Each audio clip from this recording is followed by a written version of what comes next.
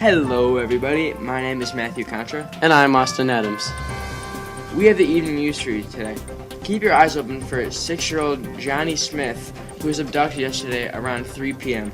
He is on the heavy set and he has brown hair. In other news, Haiti's economy is still recovering from a huge earthquake of January 2010. Haiti is quickly falling behind other low-income developing countries. Haiti's economy has a shortage of skilled labor, widespread unemployment, and underemployment. More than 2/3 of the labor force do not have formal jobs. Due to the negative economy and high poverty level, more than 225,000 Haitian children have to work as household slaves, which is where they do all the work and their parents don't. Some of Haiti's disadvantages are poverty, corruption, and poor education. Haiti is the poorest country in the Western Hemisphere, with 80% of its population living under the employment line. Haiti's economy received $4.59 billion for reconstruction after the earthquake.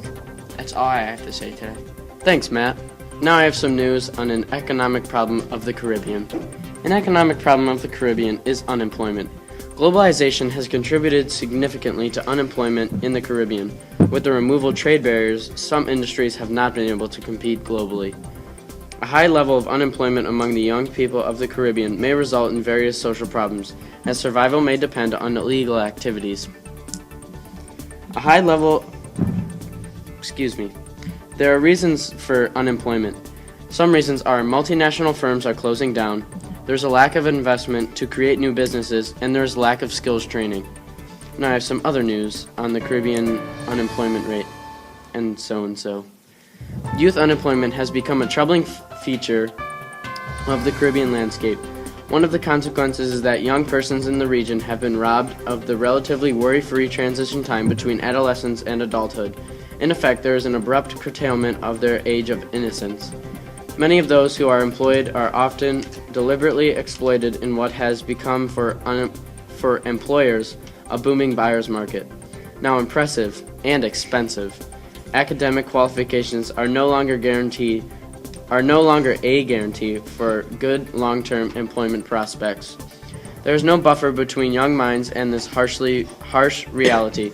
Older persons subject to same uncertainties might assume them to be temporary. They would have the advantage of being able to recall a time when things were different and take some comfort in the expectation that economic conditions would improve. But there exists a pervasive hopelessness among large sections of young people, which manifests itself in a number of destructive ways.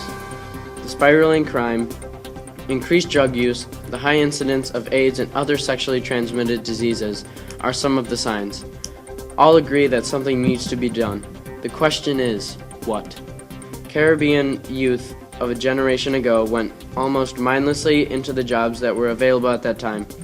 Then the nursing service, the teaching service, the public service, and even the police service in the region were expanding and absorbing school leavers. In the private sector, banking, insurance, and other companies were expanding. There were various avenues for migration of the excess capacity. Young people left school and other academic institutions knowing that there was a pattern to follow. Now the roadmap to the future is less clear and outcomes less predictable. That is all I have to say for tonight. I'm Austin Adams, signing off. And I'm Matt Contra. I hope you have a nice evening, and thank you for welcoming us into your houses.